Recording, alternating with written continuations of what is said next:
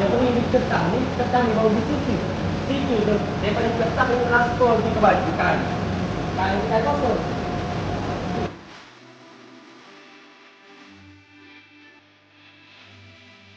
Yang mana kita kata tu? Jom ni. Nak transport ni. Dia main gitu. Dia main gym ni ya. Dapat kita bawa dia main gym ni. Dia main di ketang kiri, masuk ketang ni masuk sini. Faham? Dia peringkai. Dia ada sok ketat, dia ada sok kain. Dia sok kain tu.